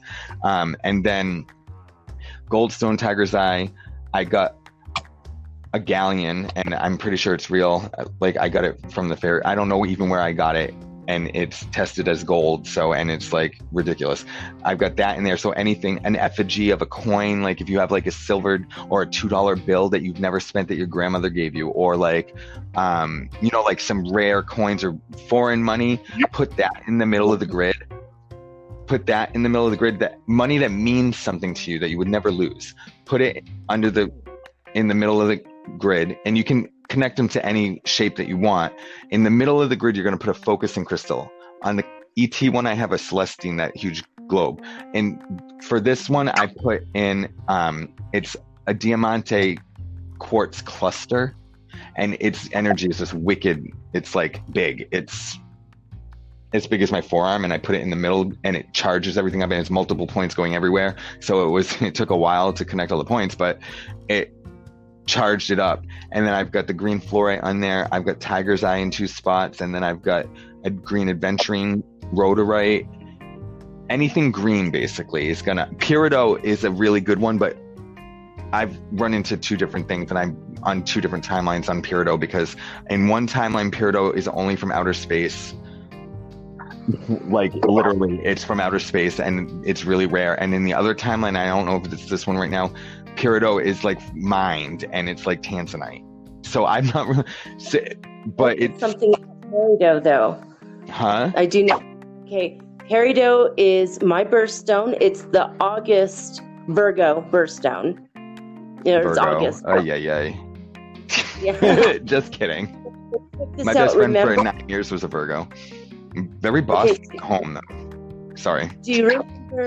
Okay. Do you remember when in Hawaii the volcano was going off for like Kilauea, 5.5? Yeah. Okay. Do you know that goddess Pele appeared in the lava, and right after that, Peridot started raining down on the land? Yes, and you know what? That's the sign of the end of days, by the way. Yeah, there you go. And it's my birthstone. It made me cry because when my youngest was born, while he was crowning, while in the middle of giving birth, goddess Pele appeared to me, and she said that she would always watch over my youngest, and that she loves him very much, and she loves me. Okay, so you need to get a Peridot from that. Then you need to get Peridot for you, at least. I mean, obviously it's going to be sacred for other people, but for you definitely need to try to find some Peridot, but it's so expensive. But it wasn't when, like years ago, it wasn't. It was like, oh my god, it was so cheap. It was like aquamarine. Yeah, it was like in aquamarine. They had it in Walmart for $22 on fake silver. Remember? Yes. Yeah, like, it used to be. It's Zales, if you remember what Zales is. Oh my goodness. God, are they even around anymore? But anyway, I just had to bring that up. So tell us more about. I want to know more about this abundance crystal grid that you made, because. Oh right. So I put the grid together. That was like the first thing I did. I was like, yes, this needs to be done. So you know what I'm saying? Like, I did the crystal grid for abundance, and I like as I was researching crystals more and looking at the books, like I got other crystals that like meant for other things, like moldavite can be for money, but because it's green, but it's definitely ET crystal. So, but I was getting other crystals and obelisks, and you can add to the grid that's there. You don't kind of want to remove the stuff unless you want to interrupt it and make other grids, or like if it's a dreaming grid and you change your bed, or like, you know what I'm saying? Because it'll interrupt it and you have to redo everything, but which is fine. You can do that. Just make sure you sage the layout after you move it, and then do the activation. And then Right. You have to do that again. But when you're adding crystals to it, you can keep adding, and you guys are going to have to look at her images to understand a little bit more about how to do a grid without paper and without sacred geometry. There are some Arcturian symbols that you can use if you're from Arcturus and Antares. If you look up Arcturus or Antares symbology, there is one I'm going to create. I'm going to put this starseed one on this after I paint it on something, because you have to put some personal effort into it. Doing it just on a piece of paper, it works because it does, but you really want it like either you made it or it's in wood, something natural to add energy to it, or copper to increase it. Like Metatron's cube is one. But so when you're adding to it, like, because I got some more green stones and I got a couple more tiger's eye, you add them wherever you want, but then you have to connect that one to every single one other other crystal. So, but the thing is okay, so I did that 3 weeks ago, and it was like, we were like paycheck to paycheck, like our fridge is empty, we've got mice, like I had to use my last $30 on these live trap mouse traps because I prayed to the fairies, and I was like, I don't want to kill them, I don't want to get poisoned, like I don't want any of that, I feel bad, like I need to evict them. So I prayed, Willowish Tuatha Sadig Shigir Malith, and that's the fairy, like, hey fairies, help me out with this, and like that's the Saint Anthony, please come around, a fairy. Willowish Tuatha Sadig Shigir Malith, and if you say it 3 times while you're holding a crystal, it can become their house if they want to, if they choose so, or any object really. To call it fairy inhabitation spell. Which is Willowish Tuatha Sadig Shigir Malith. And it's like a doorbell. It's like, hey fairies, I believe in you. You're here, yay. Or if you want to do spells with them, just ask them and then say that. You say that and then ask them. So 2 weeks went by, and then like I heard that they were going to hire someone else at my job, even though like there's not enough work, and I'm like, what the hell? Like I always have to like defend myself and prove myself to these people. It's ridiculous. And like they're always like making lies, so I just keep my door shut, and I have crystals at work. I have a huge labradorite. I've got a merlinite so that I can, if they're lying to me, I know, even though I know anyway. And then I've got a sodalite to discern truth from clients, even because clients sometimes lie about their pricing and stuff, whatever. And then I've got my 2 Lemurian crystals that I was talking about, and I just kind of hold them while I'm doing spreadsheets all day, and I listen to you. Oh yeah. And magic and mediums but I other podcasts too, but mostly you, because you have so many and it's great information, and I get confirmation on every single one, so it's like, and we met, and it's like you understand me like 92%. Yeah. All right. But like the other 8% like is even over your head, which I'm like, damn it, where's someone? I need that 8%. I just want to talk to someone and they actually know exactly what I'm talking about. I know you get it, and it's like, but that's why I'm doing my podcast. Like, you got to spread yourself out there, and crystals can help you with that too. You can attract the right kind of people, because listen, the other crystal grid I did was for heart chakra clearing, and it's got fluorites in there, and it's got 22 different little rose quartz obelisks, and it's got a big rose quartz, and then I've got my green obsidian ball, which I used in a past life in Atlantis and all that. I talked about that last time too, and it's in the middle there, and that green obsidian is protection. And then I've got Numite, and then I've got that Shunganite, the one for frequency protection, and then black tourmaline, big 4 towers of it. So that it's a really strong grid, and which is why we were talking before how my heart is just flat, even on issues where my boss is not even my boss, but like the salesperson's yelling at me because like the client's mad or whatever. Like I don't feel anything, and that's because of that grid. And also, like, when I moved in here, like I did a spell with crystals, like that was a year ago, but whenever I pray on my green obsidian crystal ball that I've used in a past life, it happens like really fast, manifests really fast. And the green of the obsidian is also for abundance too, though. But so like it happens really fast. The people around me all moved out, and the property value in my neighborhood went up, and my house became the comp house, and we're looking to sell or leave. So it's like moved out. And all I did was ask God to evaluate the energy around me and match the energies around me. Do you hear the alien? Yep, it's coming back. Dude, that sounded cool. So I know, but well, hey, listen, we're going to do some channeling stuff on my side, and it's going to be crazy, man. It's going to be, because I channeled your aunt or something. Yeah, you just channeled Turn a little bit ago. I didn't even know she had passed away. I don't know if she passed, but they don't have to be dead to channel me either, really. Like if they're far away from you and they want to reach to you, they'll reach. Yeah. Kind of like this little dude, this alien. Yeah. He's saying something. He's talking. Yeah, I can kind of hear him, but we can't make him out yet. We'll figure it out. Yeah, if anyone wants to replay this and has editing software and can like slow that down and isolate that, that's definitely an EVP. I would say class B or A. So the abundance thing. So 3 weeks ago I did that. They still yell at me and treat me like crap, but I take care of my crap at work. Like I don't need to be micromanaged. I am myself. I know who I am. I'm good at my job. I've been doing it for 11 years. It's a career basically with no 401k. So leave me alone. Let me do my job, right? So the crystals help, but dude, I got a $10 an hour raise and a $75 an hour a week bonus. So now I'm making like $1,100 a week.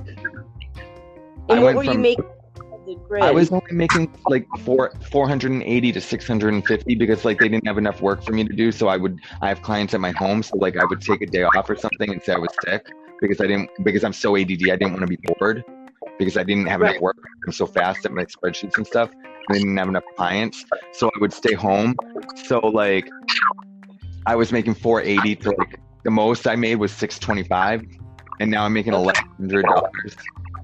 And it's definitely the grid. I'm afraid to take that grid down or change it, honestly. Right. Saying because of that grid, because I didn't even bring up to them that I wanted a raise. I didn't even bring up to them that I wanted more money. They brought it up to me. And that's what crystals do. It transforms it helps you to realize that one, you're God and God is you and your reality is mutable. Your reality is 100% mutable. Every decision you make, I'm breathing over here. I push my breath out over there. I turn the corner and I look my head this way, but next time I look that way, so that changes your future. Like every little minute judgment your brain makes when you're conscious is changing your reality. Everything. So when you incorporate intention and crystals that are batteries for that intention, they are literally like the sodalite is the AAA battery of discernment. Labradorite is the double T battery of psychic development. You know what I'm saying? Like they do those things without you even trying. So why not use them? Like we need to use them to help the earth too, because like I'm gonna set up a crystal grid with a mirror, and it's called the isosceles triangle hanging thing. It's called a charging pyramid. Is what it's called. Made of copper, based upon your discernment. To help heal the crystal grid that's underneath the earth, because the grids are cracking up. Yeah, he's like, I want to talk now. He's like totally, suddenly it's hard to... And I'm seeing them running around my room too in energy units. Did you just hear him say my voice? My voice.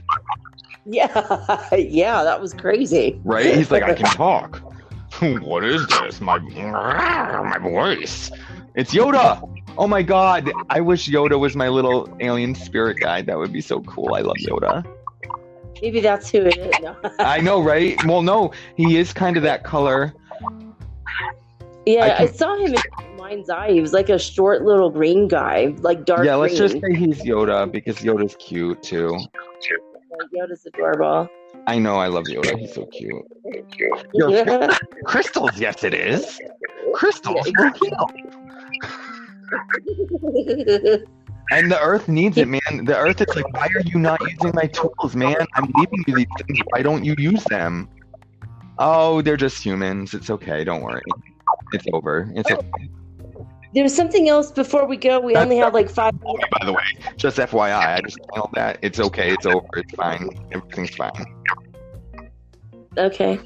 I don't know why I got that message. Maybe it's from the alien. That's from someone. I don't know. There's so many ghosts around me, though, honestly. And if your listeners want to go to the Starseed Perspective on my Facebook page, the Starseed Perspective, I have videos of how many or every night at 3 a.m. Like right now, 100% there's orbs out there floating around because I'm up working in my office, you know, and I'm working with crystals and stuff. I know that my cameras catch them all the time. There's 6 videos on there in the front too.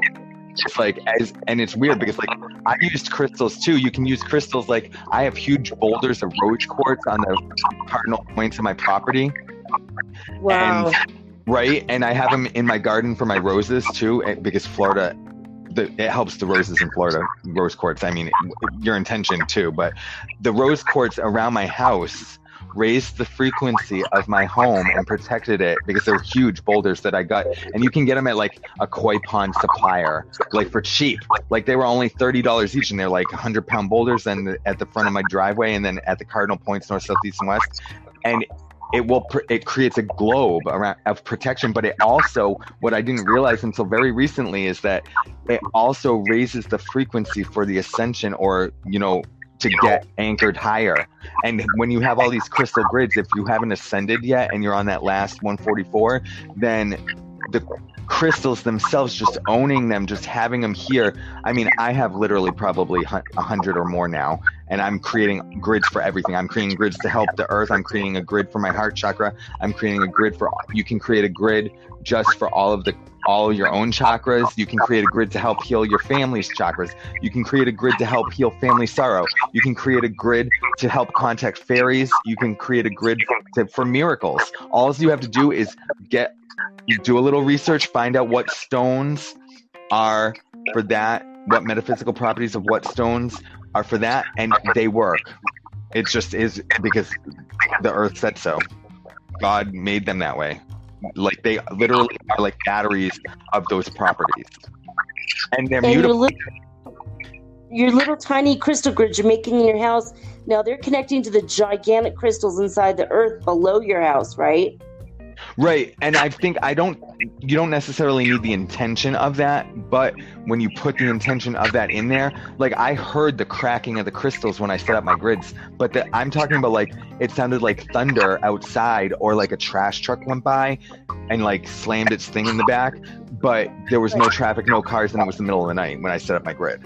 So it was the limestone or the crystals in the earth responding to the grid, and they charge up the grid, and it flows both ways. That's incredible. And then plus the sun has been bombarding us with all kinds of energy lately, which is automatically charging up all of our crystals now, right? Including the and one. not only that too, your crystals can definitely inhabit like aliens, mermaids, fairies. Like crystals have their own, and every single one is unique no matter what. It's like not one crystal is the same, and they all have their own energies. So like you could have an amethyst that's good for inner child healing, and then like another amethyst that's kind of okay for inner child healing, but it's like great for psychic development. You know what I mean? They vary. That's incredible. Well, we're gonna have to say goodbye for right now. My phone was at. That's okay. My phone is now at 4, and it's 3:44 a.m. Oh my God! And 144, 222, 333. It's crazy, and it's 3:44. It was so nice to talk to you again. Yeah, I know. I love you so much, Jude. I'm so happy we found each other again. I know. I just wish you were closer. I always wish you were closer, but I love you too. And it's so weird because it's like we've known each other forever, but we're so far away this time. Actually, it's really not. It's just the Earth. It's really not that far away. It's just only one planet. I mean, come on. Right? We have gone 87 billion years, and how many planets? Like 7? I know, right? Oh, probably way more than 7. Come on now. What's 87 billion years between friends, they say. Dude, that's like a whole like cycle, becoming one and then individuals all over again. I know. That's a whole different show. That's our 80s. What's it? 87 billion years between friends. You know what we're gonna try though? I want to really try, and I think this is like a good teaser for maybe people to come listen to my stuff. Is that I want to try channeling your people and through me while you hypnotize me on my station. Yeah. I think we should do it. I think it'll be fun. And it's gonna happen because like they're already trying to do it through the phone. Yeah, and they just came through you while we're talking. They can't wait. They're lined up. Right? feel it. And you can see it on my orb videos too on my site. Like they're literally lining up and it's like, what took so long? Come on. Right. And I get it psychically, but you know, like I feel like you can definitely protect me and keep me safe from the other stuff. So like I don't even know what's gonna come out. I'm kind of excited, yo. It's gonna be, because I know I have this ability. It's in my charts, it's in my astrology. Other famous psychics have told me over the years, like years. It's crazy. I can't wait. It's exciting. I know. I'm excited too. Well, thank you so much for being on the show. Yeah, I plugged in my phone and it went from like 10 down to 4 and now just finally back up to 5. I can't believe how much energy. Right. It's our energy is like taking up my phone. It's weird. I mean, okay, well, in love and light and enlightenment, that's my thing. In love, light, and enlightenment, Lowish, Tuatha Sadig, Stiger Malith. Yes. Thank you so much, Jude. All right, guys. That's it for now. I hope you've enjoyed.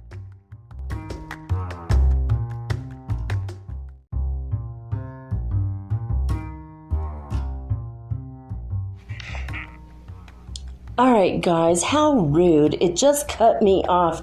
It's supposed to go like for 56 minutes or something. Cut me off at 51 minutes. So annoying. Anyway, I love you guys so much. Thank you so much for being on this journey with me and for choosing to do the ascension, all of us together. At this time, we are here in a very special time of Earthling history.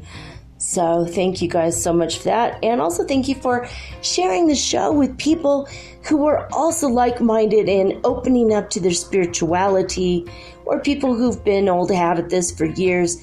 Either way, just share this with like-minded folks, please, including your Facebook groups. Need to get the word out. Anyway, that's it for now. I'm tired. I'm signing off with peace and joy and the high vibes of the holy fifth dimension. Until next time, guys, peace.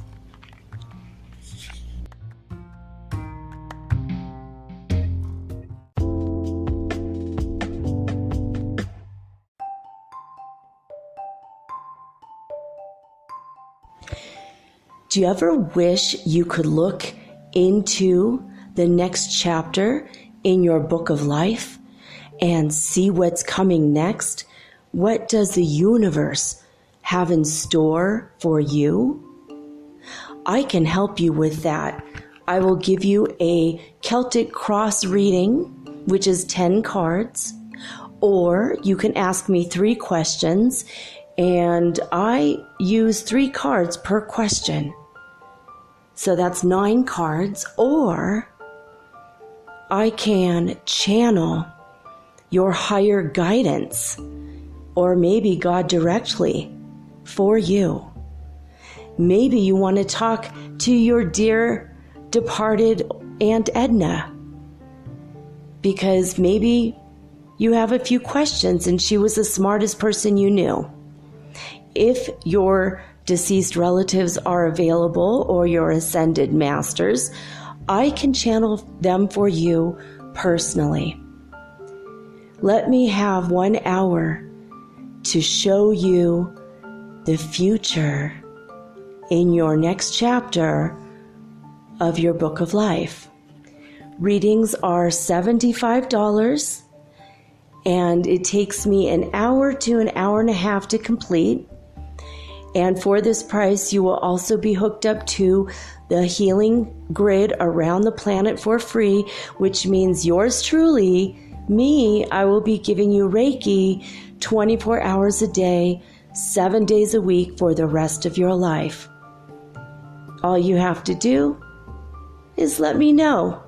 metaphysicalsoulspeak@gmail.com, and we will explore your future together.